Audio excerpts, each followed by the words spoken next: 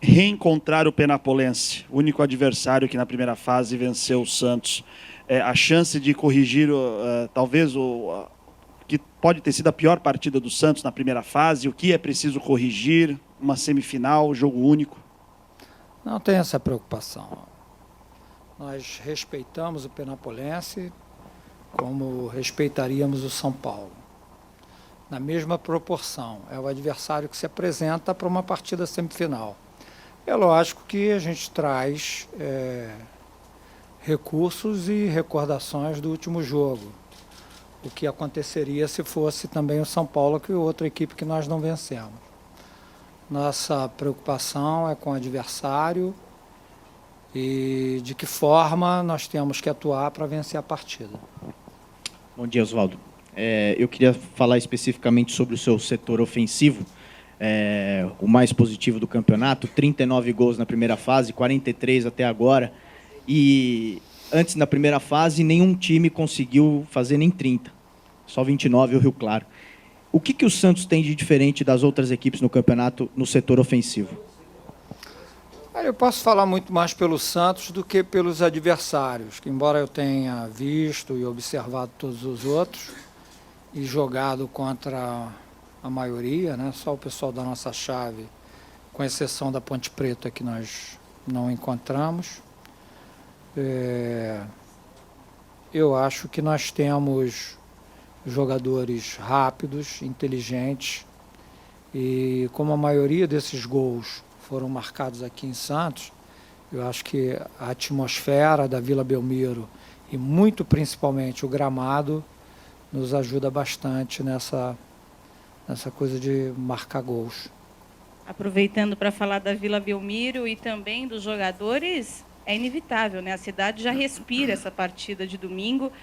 Aquela tradicional pergunta, Oswaldo, como é que faz para conter esse entusiasmo, essa ansiedade, para que não se prejudique no próximo domingo?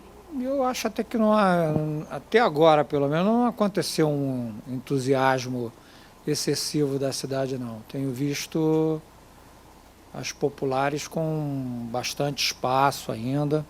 Eu espero que nesse domingo, principalmente se não chover, às 4 horas, e realmente a gente tenha a famosa casa cheia, né? Como está aqui agora, por exemplo.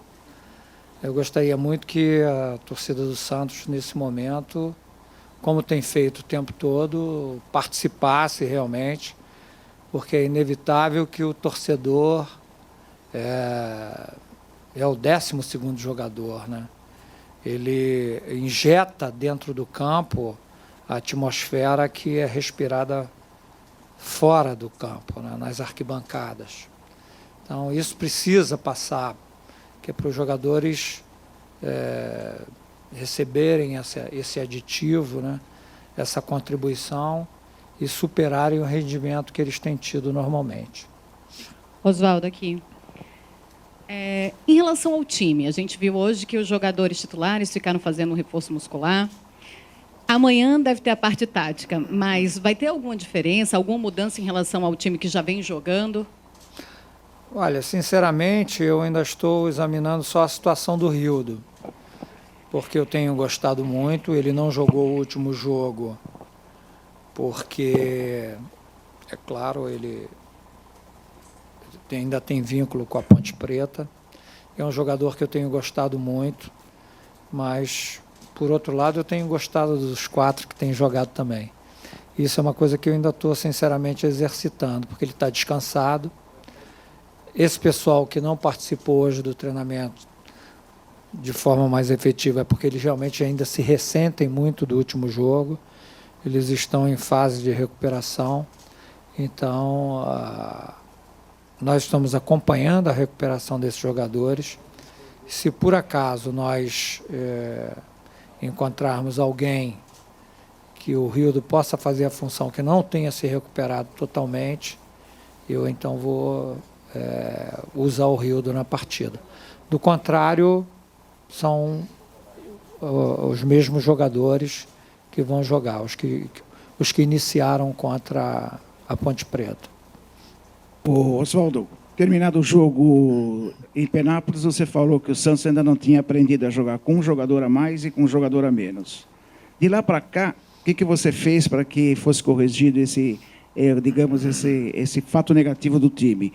Uma outra coisa, o clima entre os jogadores. De que forma você controla, por exemplo, um grupo jovem como o do Santos, para não se empolgar no momento em que o time vem de goleada sobre goleada e chega numa fase muito próxima à conquista de um título tão importante quanto o Paulista?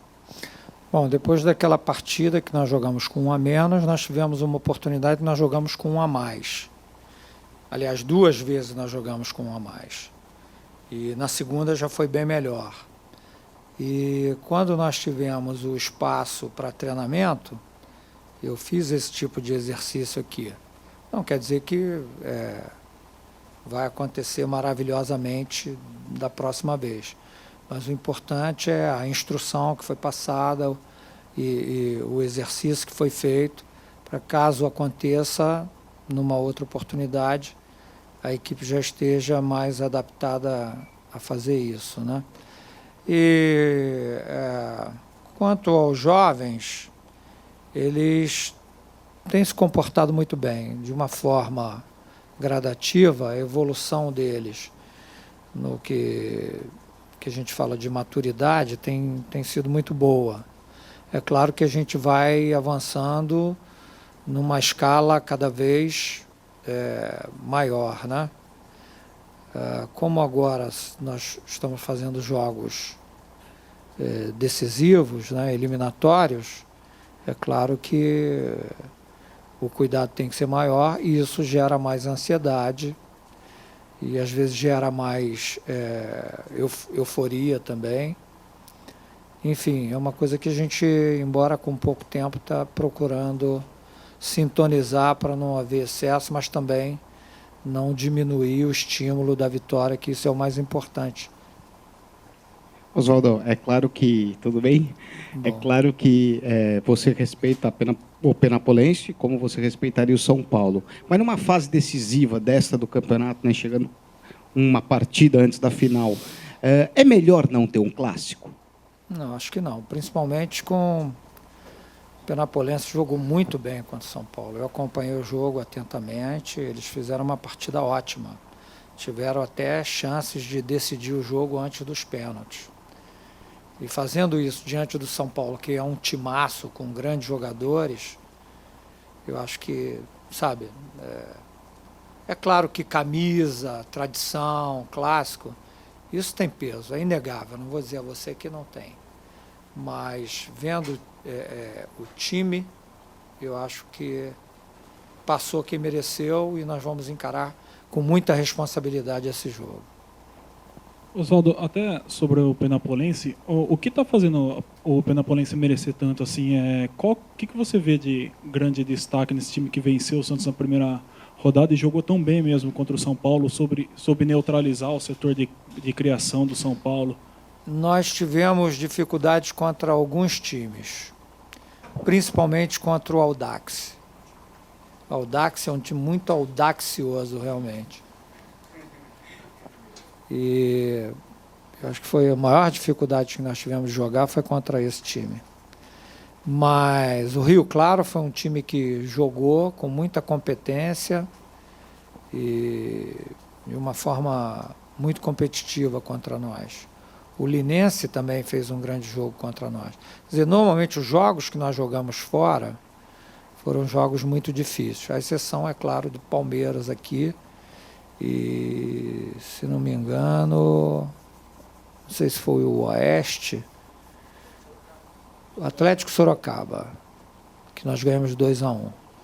Também foi um jogo aqui que foi muito difícil, né? Eu enquadro o Penapolense nesse grupo que criaram bastante dificuldade para nós, né? E você vê que tem alguns times desses que eu citei que fizeram até mais pontos que a Penapolense, né? Então, são equipes assim, muito competitivas e muito preparadas.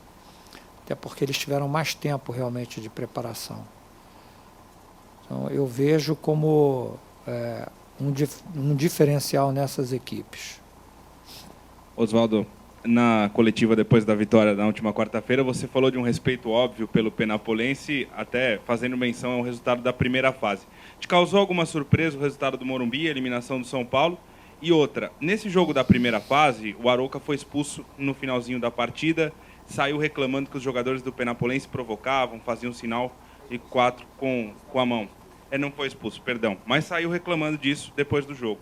Esse tipo de coisa, ele é carregado para outra partida, agora numa hora decisiva, ou é algo que fica ali depois dos 90 minutos? Não, a gente viu isso no jogo com o Palmeiras, teve discussão.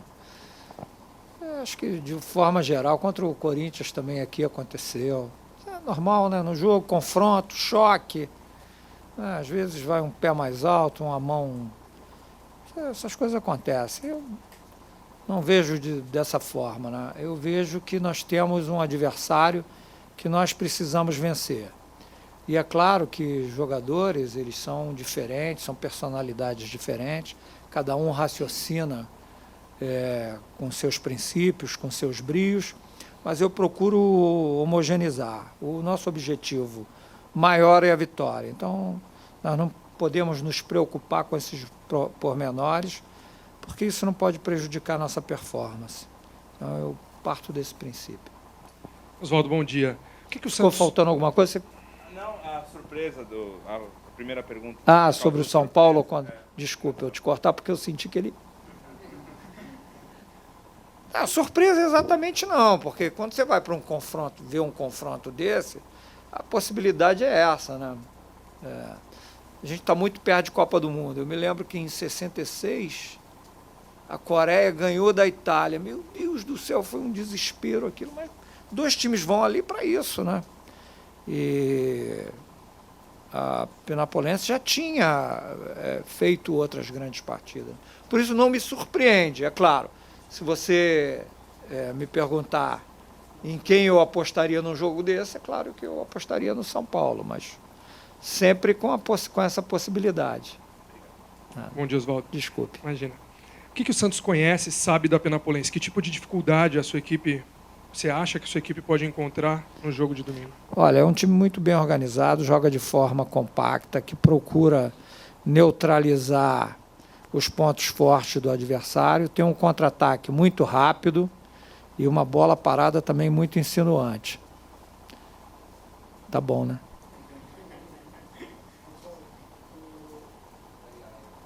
O Santos teve um jogador expulso nessa partida, né, contra o Penapolense, e depois disso não teve mais. Você teve alguma conversa com esse grupo em relação a essa questão disciplinar, né? A gente vê, às vezes, o jogador que jogou muito tempo pendurado com 2 cartões, né? Parece que os jogadores têm um certo equilíbrio nas partidas e se preocupam, né, com essa questão para não ser suspenso. Essa partida foi um divisor de água, já que foi a única derrota do Santos em relação a essa questão disciplinar? Você conversou com o elenco a respeito disso? Não, já vinha conversando antes e dei continuidade o tempo todo. Não vejo como um divisor de águas.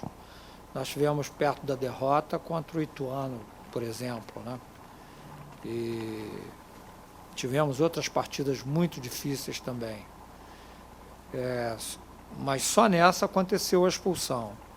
Então foi onde realmente eu fiz mais referência a essa situação, entendeu? Mas é uma coisa que, vez por outra, a gente repassa, porque é muito importante realmente começar e terminar o jogo com 11 homens. Oswaldo, aqui. Você falou que os jogadores hoje só correram porque ainda não estão totalmente recuperados do jogo contra a Ponte. Você pensa em colocar esse time que você treinou hoje contra o misto na Copa do Brasil, ou você deve misturar um pouco, colocar alguns titulares? Não sei, vamos ver, vai depender do que acontecer domingo, né?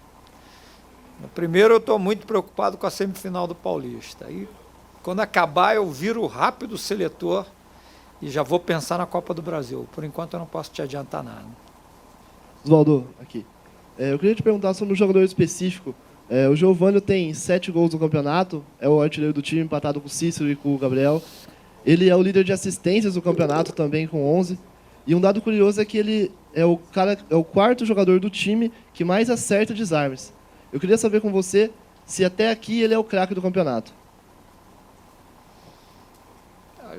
craque do campeonato, nós vamos saber depois do último jogo, na verdade. O que acontecer até agora tem que ser visto de forma proporcional. Nós estamos diante de uma semifinal. Eu acho que ele tem chance de ser, porque é um jogador que realmente tem se destacado aqui, como tem o Thiago, por exemplo, nesse aspecto tático. Eu acho que o Thiago também tem se destacado muito. Mas vejo, por exemplo, o Allan Kardec como um grande destaque desse campeonato, né? Então, eu torço para que isso aconteça, porque se ele for realmente eleito craque do campeonato, isso significa que o Santos vai estar muito perto do título. Oswaldo, bom dia. Aqui. Peço licença a todos, eu vou fugir um pouco do tema da semifinal. Oswaldo, eu queria que tu confirmasse uma informação. A gente sabe que o México vai treinar aqui durante o período de Copa do Mundo e que foi sugerido ao Santos que treinasse no México. Eu queria confirmar contigo se isso chegou até você e você levou aos jogadores e os jogadores teriam dito que não gostam da ideia. Tá? Essa é uma dúvida que tenho. A outra é a seguinte, foi colocado para você que existe a possibilidade de treinar durante esse período em São José do Rio Preto e fazer um amistoso contra o Palmeiras? Isso também chegou até você? Não. Amistoso em São José do Rio Preto, não. O México foi falado, mas não assim de uma forma direta, né? Como se tivesse uma proposta para que isso acontecesse. Não sei a opinião dos jogadores, não conversei com eles isso. A minha opinião é, eu não gostaria de sair daqui. Queria ficar aqui, treinar aqui, porque nós vamos jogar o Campeonato Brasileiro aqui. E nós temos das melhores condições aqui para fazer isso. Sair da Vila, só numa situação, da Vila do CT, sair de Santos, só numa situação que nós realmente ficarmos impossibilitados de fazer qualquer atividade aqui. Ou então, numa situação, precisa mudar de áreas, vamos para Atibaia, para Itu, eu posso pensar nisso. Agora, existem hoje no mundo do futebol imposições de marketing, comerciais, financeira, de uma forma geral, e se por um motivo desse for imperativo que nós deixemos o nosso habitat, e tudo bem. Do contrário, eu vou sempre optar para ficar por aqui mesmo. Bom dia, Oswaldo. O Santos terminou o Campeonato Brasileiro do ano passado, se não me engano, na 8ª ou 9ª colocação. Sétimo, não? Ou 7º, enfim, ali naquela parte. E desse time titular hoje do Santos, o único jogador que não estava aqui o ano passado era o Leandro Damião, né? Te proponho um exercício de esquecer a modéstia, só por um momento, e que você avaliasse qual é a tua parcela de participação nesse time, que é praticamente igual o do ano passado, e que hoje tem disparado o melhor ataque do Campeonato Paulista e que é apontado por alguns, talvez, como o time que melhor joga no futebol brasileiro. Puxa, fiquei até arrepiado agora. Não, sinceramente, gente, eu estou há muitos anos no futebol e eu vejo a continuidade. O Muricy trabalhou com a maioria desses jogadores também. O trabalho do Claudinei foi importantíssimo, passou uma fase dificílima aqui, né? Principalmente com aquele jogo lá de Barcelona, e ele foi fundamental na reconstrução da equipe, e eu estou dando a minha participação agora. É claro que eu procuro fazer aquilo que eu acho certo, não esqueço o que já foi feito, né? O Giovânio, por exemplo, um jogador que se destacou no final do ano passado, nas últimas partidas do Santos, e isso me chamou a atenção, e ele não entrou de graça no time. Ele não está hoje beirando a possibilidade de ser considerado o melhor jogador do campeonato à toa, né? Então, eu vejo a minha participação, claro, importante, mas como continuação. Final, e você que ficou afastado do Campeonato Paulista, o que você está achando desse novo formato? É um formato praticamente de emergência, né, que precisava se fazer para diminuir, enxugar o número de jogos por causa da inserção da Copa do Mundo. O ano passado, lá no Rio de Janeiro, já aconteceu por causa da Copa das Confederações. Esse ano a Copa do Mundo ainda vai tomar mais tempo. A minha visão geral, mesmo sem falar em competição internacional da FIFA, que é o caso da Copa das Confederações e da Copa do Mundo, é que eu acho que o número de clubes que disputam os campeonatos regionais tinham que ser menores. Já falei isso, tinha que ser um número menor.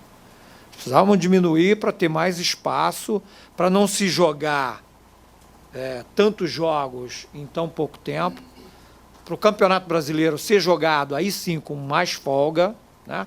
Porque eu me lembro que ano passado eu fiz 29 jogos sem interrupção, e não há time que aguente, que mantenha a qualidade da competição, né?